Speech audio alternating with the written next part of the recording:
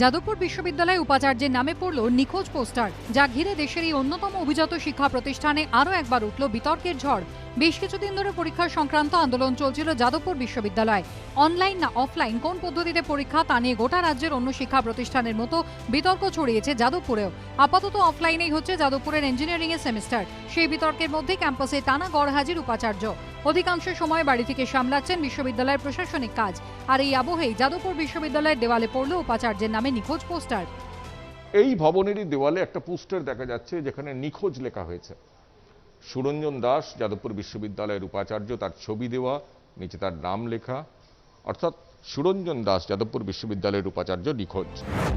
এ বিষয়ে যাদবপুর বিশ্ববিদ্যালয়ের উপাচার্য সুরঞ্জন দাস কোনো মন্তব্য করতে চাননি। তবে ক্যাম্পাসে তার অনুপস্থিতি নিয়ে দ্বিধাবিভক্ত শিক্ষাবিদ ও ছাত্ররা। আমার নিজের মনে হয় যে ছাত্রছাত্রীদের তো যে ওরা অত্যন্ত প্রগতিশীল ছাত্রছাত্রী।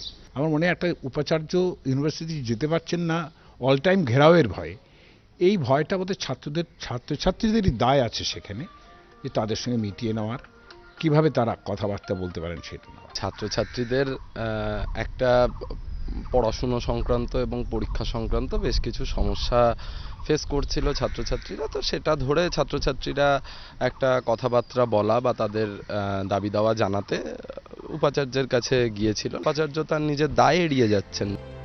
যাদবপুর ছাড়িয়ে অফলাইন অনলাইন পরীক্ষা বিতর্ক ছড়িয়েছে অন্যান্য বিশ্ববিদ্যালয়েও। তৃণমূল ছাত্র পরিষদ ইতিমধ্যে শিক্ষামন্ত্রীকে চিঠি দিয়ে অনলাইন পরীক্ষার পক্ষে সওয়াল করেছে।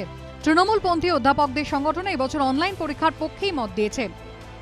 তো সেজন্য আমরা এবছরটার জন্য অন্তত অনলাইন চাইছি, কারণ আগামী বছর আমরা মনে করছি যে নিশ্চয়ই অধিকাংশেরই ভ্যাকসিনেশন হয়ে যাবে, তখন আর এই সমস্যাটা থাকবে না।